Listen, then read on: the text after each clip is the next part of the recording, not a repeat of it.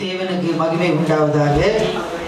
இந்த காலை வேளையிலும் அநேக கலைப்பு அதிமத்திலும் தேவ சமூகத்துக்கு தேவன் நம்மை கொண்டு வந்திருக்கிறார்.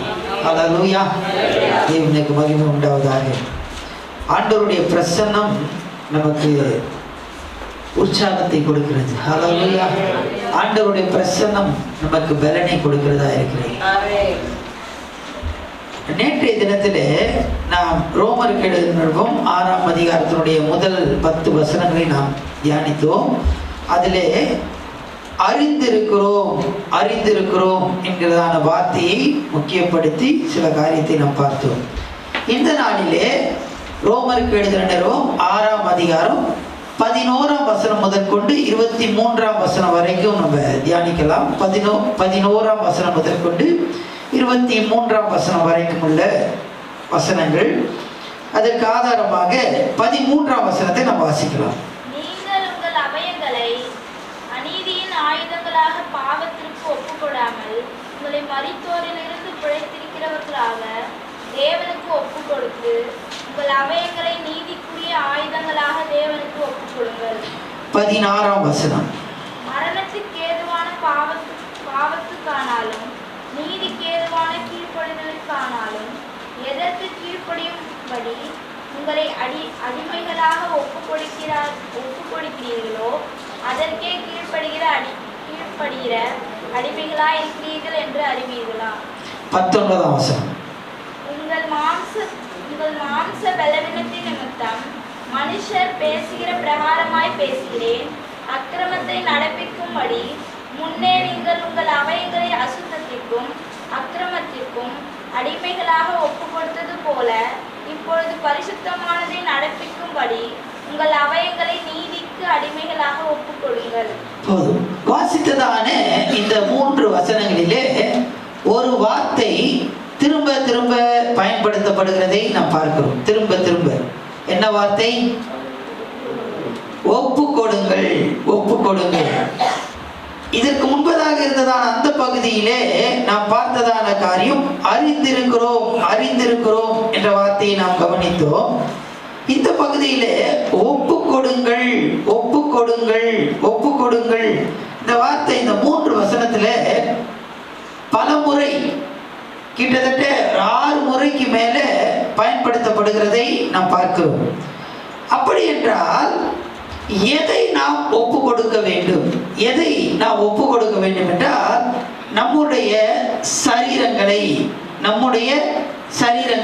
இன்னொரு வார்த்தையில சொல்ல வேண்டும் என்றால் அவயவங்களை என்று நாம் பார்க்கிறோம். 13ஆம் வசனத்திலே நீங்கள் உங்கள்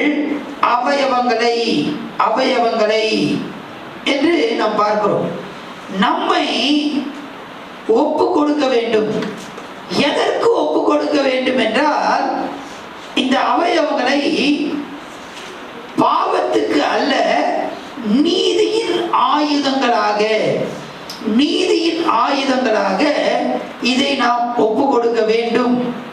13ஆம் வசனத்தினுடைய கடைசி பகுதியிலே நாம் பார்க்கிறோம், உங்கள் அவயவங்களை நீதிக்குரிய ஆயுதங்களாக தேவனுக்கு ஒப்பு கொடுங்கள். நீதியின் ஆயுதங்களாக. இன்னொரு வார்த்தையில நாம் இதை சொல்ல வேண்டும் என்றால், நாம் பாவத்துக்கு அடிமைகளாய் இருந்தோம். இப்போது ஆண்டவர் நம்மை நீதிமானாக்கி இருக்கிறார். இப்போது நாம் இந்த நீதியின் ஆயுதங்களாக நம்முடைய சரீரங்களை நீதிக்குரிய ஆயுதங்களாக அடிமையாக ஒப்பு கொடுக்க வேண்டும். எப்படி நாம் பாவத்துக்கு அடிமையாக இருந்தோம், இப்போது ஆண்டவர் என்னை நீதிமானாக மாற்றியிருக்கிறார். இப்போது நான் தேவனுக்கு என்னுடைய சரீரங்களை நீதியின் ஆயுதங்களாக ஒப்பு கொடுக்கிறேன், அல்ல அடிமையாக்குகிறேன். அல்லேலூயா. அடிமையாக ஒப்பு கொடுக்கிறேன். அடிமையை என்றால் அர்த்தம் என்னவென்றால், அடிமை என்றால் என்ன? கீழ்ப்படிதல். Very good. அடிமை அப்படின்னு சொன்னா அவன் விரும்புவான், அந்த விரும்புறத அவனால செய்ய முடியாது. இப்போ நம்ம பொதுவாக சொல்லுவோம் குடிக்கு அடிமையாக இருக்கிறான் அப்படின்னு சொல்லி. குடிக்காரனை கேட்டிங்கன்னா நான் குடிக்கக்கூடாதுன்னு தாங்க நினைக்கிறேன் அப்படின்வான். குடிக்கக்கூடாதுன்னு நினைக்கிறத அவரால் என்ன பண்ண முடியல, அவர் நினைக்கிறத அவரால் செய்ய முடியல. அதுதான் அடிமைத்தனம். அவங்க ஒன்று நினைப்பாங்க, ஆனால் அதை அவங்களால செய்ய முடியாது. அதுதான் அடிமைத்தனம். இப்போ இந்த சரீரத்தில் நான் ஒரு காரியத்தை செய்யணும்னு எனக்கு ஆசை இருக்குது, ஆனால் அதை நான் செய்யாம இந்த சரீரத்தை எதுக்கு ஒப்பு கொடுக்குறேன்? நீதியின் ஆயுதங்களாக ஒப்பு கொடுக்கிறேன். ஹல்லேலூயா. எனக்கு ஆசை உண்டு, இந்த சரீரத்தினால் இந்த அவயவங்கள் இதை பார்க்கணும், இதை கேட்கணும், இதை செய்யணும், இதை நடக்கணும் அப்படின்னு எனக்கு ஆசை இருக்குப்பா. ஆனா அந்த ஆசை எல்லாத்தையும் நான் என்ன பண்றேன்னா நீதியின் ஆயுதங்களாக தேவனுக்கு நான் ஒப்பு கொடுக்கிறேன். ஹல்லேலூயா. என்னுடைய ஆசைக்கு அல்ல, அடிமையாக நான் ஒப்பு கொடுக்கிறேன். எனக்கு ஒரு ஆசை இருக்கு, நானா பாவத்துல இருந்தேன், பாவத்துக்கு அடிமையா இருந்தேன். இப்பொழுது ஆண்டவர் என்னை நீதிமான் ஆக்கி இருக்கிறார். இப்ப என்னுடைய சரீரத்தை பாவத்துக்கு அல்ல, எதுக்கு அடிமையாக்கி இருக்கிறேன்? நீதிக்கு, நீதியின் ஆயுதங்களாக என்னை நான் ஒப்பு கொடுத்திருக்கிறேன். ஹல்லேலூயா. இந்த ஒப்பு கொடுத்தல் என்று பார்க்கிறதான காரியம் எப்படி நாம் ஒப்பு கொடுக்க வேண்டும் என்றால், எப்படி ஒப்பு கொடுக்க வேண்டும்? சில பேர் ஒப்பு கொடுப்பாங்க, எப்படி கொடுப்பாங்கன்னா ஒப்புக்கு கொடுப்பாங்க. ஒப்புக்கு அது இல்லை. ஒப்பு கொடுத்தல் என்றால் ஒரே அடியா ஒப்பு கொடுத்துக்கணும். என்னது? ஒரே அடியா.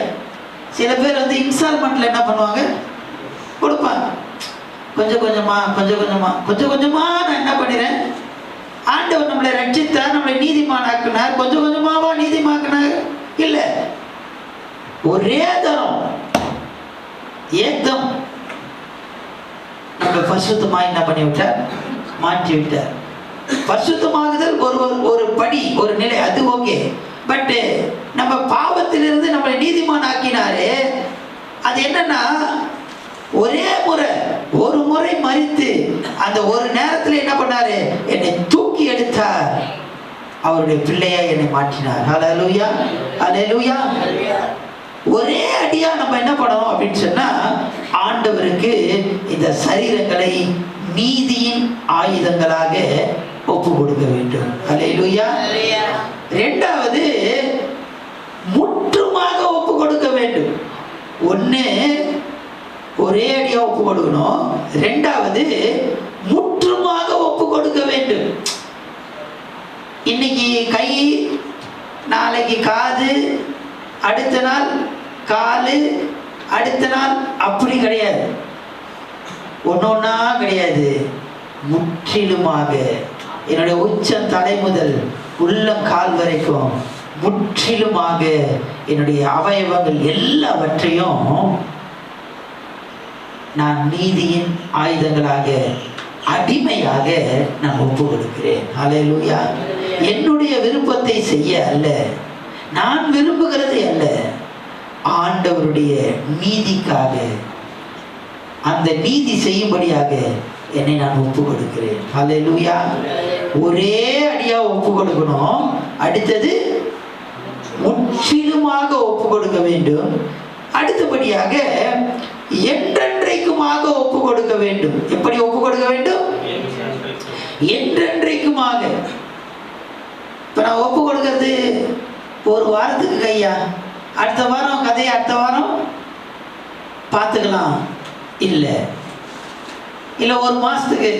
இப்போ புது வருஷம் 15வது வருஷம் தொடங்கி இருக்குது, ஒரு மாசத்துக்கு நான் என்ன பண்றேன், ஒப்பு கொடுக்குறேன்.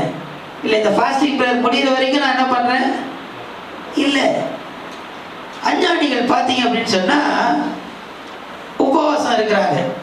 அவங்க அந்த மலைக்கு போயிட்டு வர வரைக்கும், இல்லைன்னா இதை செய்யற வரைக்கும் அப்படின்னு சொல்லி காலையில எழுந்து இதை பண்ணுவாங்க, அதை பண்ணுவாங்க. அது 40 நாள் அது அந்த மாதிரி வச்சிருப்பாங்க சில காரியம். அது வரைக்கும் அவங்க என்ன பண்ணுவாங்க,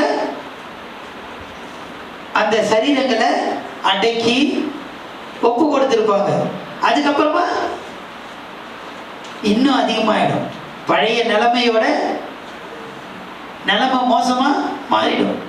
ஆண்டவருக்கென்று என்னுடைய சரீரங்களை நான் நீதியின் ஆயுதங்களாக ஒரே முறை முற்றிலுமாக என்றென்றைக்குமாக நாம் ஒப்பு கொடுக்க வேண்டும். ஹல்லேலூயா, ஹல்லேலூயா. இன்னைக்கு நான் ஒப்பு கொடுத்தேன்னா என் லைஃப் லாங் நான் திரும்பி பார்க்க மாட்டேன், திரும்பி பார்க்க மாட்டேன். உலகம் என் பின்னே, சிலுவையின் முன்னே, திரும்பி பார்க்க மாட்டேன். ஆண்டவரையே நான் பற்றி கொண்டு என்னுடைய சரீரங்களை நீதியின் ஆயுதங்களாக நான் ஒப்பு கொடுப்பேன். ஹல்லேலூயா, ஹல்லேலூயா. என்னுடைய நான் பாவத்தில் இருந்தேன், ஆண்டவர் என்னை நீதிமானாய் மாற்றினார்.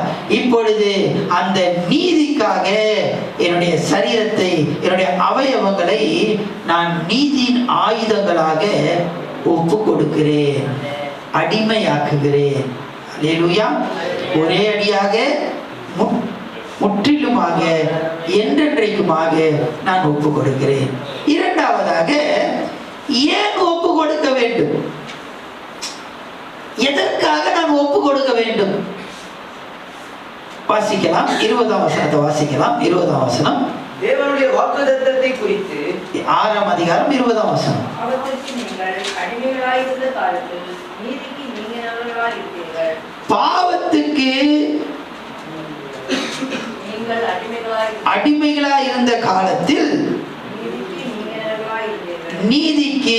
நீங்கினவர்களாய் இருந்தீர்கள்.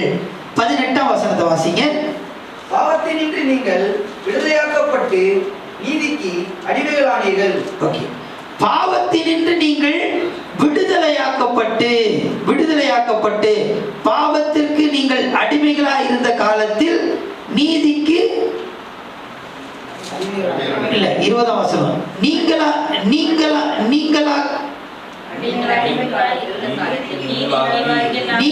நீங்களாக்கி அப்படின்னு போடப்பட்டிருக்கு பாத்தீங்களா? சோ ஏன் நம்ம ஒப்பு கொடுக்கணும்னு சொன்னா, பாவத்துக்கு என்னை நீங்களாக்கி எனக்கு ஒரு விடுதலையை ஆண்டவர் தந்திருக்கிறார். பாவத்தினின்று நீங்கள் விடுதலையாக்கப்பட்டு என்று நாம் பார்க்கிறோம். ஏன் என்னை நான் ஒப்பு கொடுக்க வேண்டும் என்றால், இவ்வளவு நாள் நான் பாவத்தில் எப்படி இருந்தேன்? அடிமையா இருந்தேன். ஆனா இப்போ நான் நீதி செய்வதற்கு விடுதலையாக்கப்பட்டிருக்கிறேன். ஹல்லேலூயா, ஹல்லேலூயா.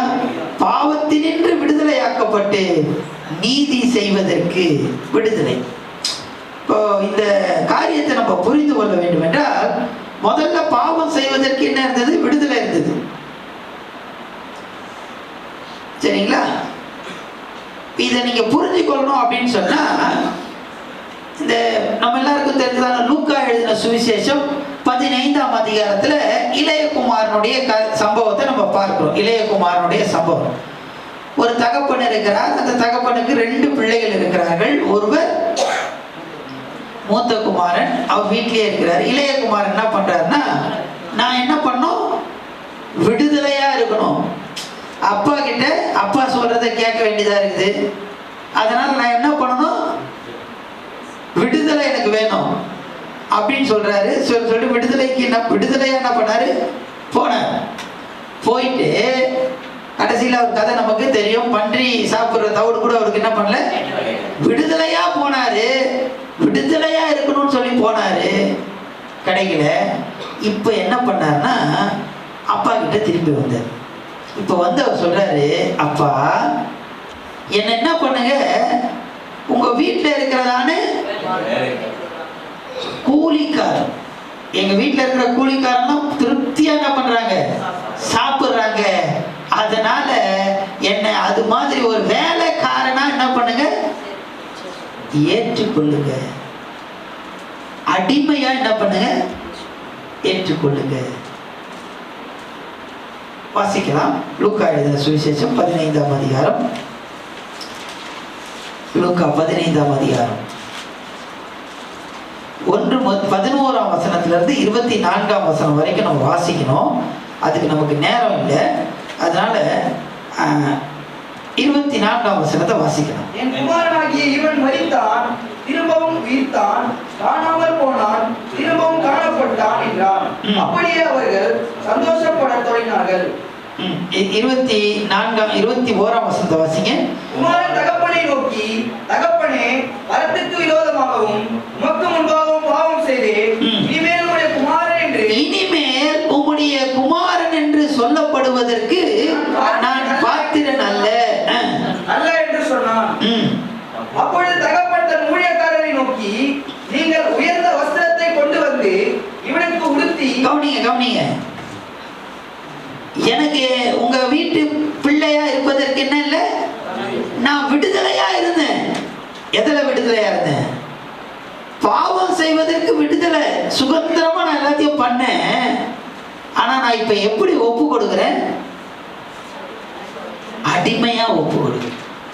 அதுக்கு முன்பதாக இருக்கிறதான 19 வசனத்தை வாசித்தலாம். இனிமேல் உம்முடைய குமாரன் என்று சொல்லப்படுவதற்கு இனிமேல் உம்முடைய குமாரன், நான் விடுதலை எனக்கு கொடுத்தீங்கப்பா.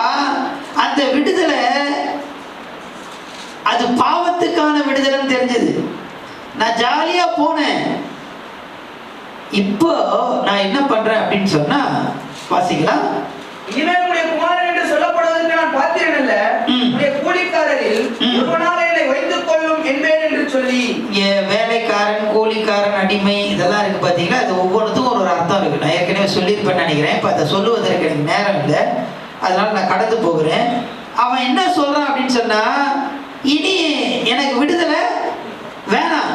ஆனா நான் எப்படி ஒப்பு கொடுக்கிறேன்? அடிமையா நான் ஒப்பு கொடுக்கிறேன். அடிமையா நான் ஒப்பு கொடுக்கிறேன். இப்போ எது அவனுக்கு விடுதலை? போனது விடுதலையா? வீட்டுல இப்ப தகப்பன் கிட்ட வந்தது விடுதலையா? வந்ததுதான் விடுதலை. ஆனா அவன் எப்படி ஒப்பு கொடுக்கிறான்? அடிமையா ஒப்பு கொடுக்கிறான். அந்த அடிமைத்தனத்துல தகப்பனிடத்துல அடிமையான ஒப்பு கொடுக்கிறேன். ஆனா அதுலதான் எனக்கு என்ன இருக்கு? அல்லேலூயா, அல்லேலூயா. ஏன் நான் ஒப்பு கொடுக்கணும்? ஏன் ஒப்பு கொடுக்கணும் அப்படின்னு சொன்னா அதுல தாங்க எனக்கு ஒரு விடுதலையே இருக்கு. அல்லேலூயா, அல்லேலூயா. எல்லாம் சொல்லுவாங்க, நீ ஆண்டவருக்கு ஒப்பு கொடுக்கிற, இனிமேல் நீ அதை பண்ண முடியாது, இதை பண்ண முடியாது. இல்ல, நான் பாவம் செய்வதற்கு விடுதலை எனக்கு இருந்தது, அது எனக்கு இல்லப்பா. இப்போ என்னுடைய தகப்பன் வீட்டுல கூலிக்காரனை காட்டிலும் நான் என்ன பண்றேன்? உங்க வீட்டுல ஒருத்தர் நான் என்ன பண்றேன்? வரேன், என்ன நான் ஒப்பு கொடுக்கிறேன், என்னை ஏற்றுக்கொள்ளுங்க. இப்ப பாருங்க, தகப்பன் வீட்டிலே அவன் விடுதலையாயிருக்கிறான். அல்லேலூயா. அந்த தகப்பன் என்ன பண்ணார்னா, அவனுக்கு நிறைய காரியத்தை கொடுத்தாரு. லாக் எனக்கு தெரியல, பலூன் கட்டினதுனால. சரி, நிறைய காரியத்தை கொடுத்தார். 5 காரியத்தை கொடுத்தார். அதுல பாத்தீங்கன்னா கடைசியா ஒண்ணு போடுவாரு, மோதிரத்தை என்ன பண்ணுவாரு? இந்த மோதிரம் ஏன் போட்டார் அப்படின்னு சொன்னா, அவனுக்கு இருந்ததான சொத்து எல்லாத்தையும் முதல்ல என்ன பண்ணிட்டாரு? கொடுத்துட்டாரு. இப்ப அவனுக்கு சொத்து எதுவுமே கிடையாது. தகப்பன் வீட்டுக்கு வந்தாலும் சொத்து ஆல்ரெடி என்ன ஆயிடுச்சு? கொடுத்தாச்சு. அவனுடைய பங்கு முடிஞ்சிடுச்சு. இப்போ அவன் செலவுக்கு என்ன பண்ணுவான்? மோதிரத்தை போட்டாரு. அது என்ன மோதிரம்னு சொன்னா, அவன் எந்த கடைக்கு வேணா போலாம், போயிட்டு எவ்வளவு பொருள்லாம் வாங்கலாம், வாங்கிட்டு அந்த மோதிரத்தை அப்படி அந்த பில்லுல அந்த மோதிரத்தை அப்படி வச்சுட்டு போனான்னா மொத்த காசை எங்கேருந்து போயிடும்? அவங்க தகப்பன் கிட்ட வந்து என்ன பண்ணிப்பாங்க? வாங்கிப்பாங்க. இப்ப அவன் விடுதலை, பாவத்துல அவனுக்கு விடுதலை இருந்தது, அது இல்லப்பா. இப்பொழுது என்னை நான் நீதியின் ஆயுதங்களாக என்னை நான் அடிமையா ஒப்பு கொடுக்கிறேன். அந்த அடிமையா ஒப்பு கொடுக்கும் போது ஏன் நான் ஒப்பு கொடுக்கிறேன்னா அதுல எனக்கு ஒரு விடுதலை இருக்கிறது. அல்லேலூயா, அல்லேலூயா. அந்த விடுதலை எனக்கு அது போதும். அது எல்லாத்தையும், அந்த முத்திரை மோதிரம், நான் எல்லாத்தையும் அழிச்சிட்டேன். எனக்கு கொடுத்தது எல்லாத்தையும் அழிச்சிட்டேன். இப்ப எனக்கு செலவு பண்றது ஒண்ணு இல்லை. ஆனா அந்த விடுதலை எனக்கு என்ன கொடுத்தது என்றால் முத்திரை மோதிரம். அந்த மோதிரத்தை எடுத்து போய் நான் எங்கெல்லாம் வைக்கிறேனோ அங்க எல்லாம் நான் என்ன பண்ணலாம்? செலவு பண்ணலாம். அல்லேலூயா, அல்லேலூயா. அந்த அடிமையாக ஒப்பு கொடுக்கும் போது எனக்கு ஒரு விடுதலை கிடைக்கிறது. அல்லேலூயா. அதுதான் 18ஆம் வசனத்துல வாசிக்கிறோம். 6:18 வாசிக்கலாம். பாவத்தினின்று நீங்கள் விடுதலையாக்கப்பட்டு அடிமைகளானீர்கள். பாவத்தினின்று விடுதலையாக்கப்பட்டு நீதிக்கு அடிமை. நான் நீதிக்கு அடிமையா இருக்கிறேன், ஆனாலும் அதுல எனக்கு ஒரு விடுதலை உண்டு. அல்லேலூயா. பாவம் செய்வதற்கு விடுதலை இருந்தது, ஆனா அதுல தான் நான் எப்படி இருந்தேன்? அடிமையா இருந்தேன். பன்னிக்கு போற தவிடு கூட கிடைக்கல, ஆனா பாவம் செய்வதற்கு என்ன இருந்தது? விடுதலை இருந்தது. அதுலதான் நான் அடிமையா இருந்தேன். ஆனா இப்ப என்னுடைய நீதியின் ஆயுதங்களாக அடிமையா நான் ஒப்பு கொடுக்கிறேன். அதுல எனக்கு என்ன இருக்கு? விடுதலை உண்டு. ஹல்லேலூயா, ஹல்லேலூயா. ஏன் ஒப்பு கொடுக்க வேண்டும் என்றால் எனக்கு அதுல ஒரு விடுதலை உண்டு. ஹல்லேலூயா. எல்லாம் நினைச்சுக்கிறாங்க பாவம் செய்வதற்கு தான் விடுதலை அப்படின்னு சொல்லி. இல்ல, நீதியின் ஆயுதங்களாக ஒப்பு கொடுக்கும் போது அதுல விடுதலை நமக்கு காணப்படுது. 20ஆம் வசனத்துல நீதிக்கு நீங்கினவர்களாக இருந்தீர்கள். இந்த 18ஆம் வசனத்தை 20ஆம் வசனத்தை வாசித்தீங்கன்னா இதனுடைய அர்த்தத்தை நம்ம புரிந்து கொள்ள முடியும். தேவனுக்கு மகிமை உண்டாவதாக. நேரம் கடந்து போய்விட்டது. கடைசியாக இந்த ஒப்பு கொடுக்கும் போது என்ன நன்மை, என்ன விளைவு அப்படின்னு பார்த்தா 22ஆம் வசனத்தை வாசிங்க. இப்பொழுது நீங்கள் பாவத்தினின்று விடுதலையாக்கப்பட்டு தேவனுக்கு அடிமையானதினால் பரிசுத்தமாகுதல் உங்களுக்கு கிடைக்கும் பலன் முடிவோ நித்திய ஜீவன். பரிசுத்தமாகுதல் உங்களுக்கு கிடைக்கும் பலன் முடிவோ நித்திய ஜீவன். 23ஆம் வசனம். பாவத்தின் சம்பளம் மரணம், தேவனுடைய கிருபை வரமோ நம்முடைய கர்த்தராகிய இயேசு கிறிஸ்துவினால் உண்டான நித்திய ஜீவன். அல்லேலூயா. பாவம் செய்வதற்கு விடுதலை இருந்தது, அதை செய்ய செய்ய செய்ய அந்த பாவத்துக்கு அடிமையானோம். அதனால என்ன நடந்துச்சுன்னு சொன்னா மரணம் தான் வந்துச்சு. ஆனா நீதியின் ஆயுதங்களாக என்னை நான் ஒப்பு கொடுக்கும் போது அதுல எனக்கு ஒரு விடுதலை உண்டு. அந்த விடுதலை என்னை பரிசுத்தமாகுதலுக்குள்ளாக நடத்துகிறது. அதனால் வருகிற பலன் என்னவென்றால் நித்திய ஜீவன். ஹல்லேலூயா, ஹல்லேலூயா. ஒப்பு கொடுத்தலினுடைய விளைவு என்னவென்றால் நித்திய ஜீவன். ஹல்லேலூயா. எப்படி ஒப்பு கொடுக்க வேண்டும்? ஏன் ஒப்பு கொடுக்க வேண்டும்? ஒப்பு கொடுக்கும் போது ஏற்படுகிறதான பலன். எப்படி ஒப்பு கொடுக்கணும்? நீதியின் ஆயுதங்களாக ஒப்பு கொடுக்கணும், ஒரே அடியா ஒப்பு கொடுக்கணும், முற்றுமாக ஒப்பு கொடுக்கணும், என்றென்றைக்குமாக ஒப்பு கொடுக்கணும். ஏன் ஒப்பு கொடுக்கணும்? நான் அடிமையா ஒப்பு கொடுக்கும் போது எனக்கு அதுல ஒரு விடுதலை உண்டு. நான் அடிமையா ஒப்பு கொடுக்கிறேன், ஆனாலும் அதுல எனக்கு ஒரு விடுதலை உண்டு. ஒப்பு கொடுக்கும் போது ஏற்படுகிறதான நன்மை, ஆசீர்வாதம் என்னவென்றால் அது என்னை பரிசுத்தத்துக்குள்ளாக நடத்துகிறது. அதனால எனக்கு நித்திய ஜீவன் உண்டு. ஹல்லேலூயா. நான் பாவத்துக்கு அடிமையா ஒப்பு கொடுக்கும் போது அது மரணத்தை எனக்கு கொண்டு வருகிறது. நீதியின் ஆயுதங்களாக ஒப்பு கொடுக்கும் போது அது எனக்கு நித்திய ஜீவனை கொண்டு வருகிறது. ஹல்லேலூயா. கண்களை மூடி கர்த்தரை நோக்கி நம்ம பார்க்கலாம்.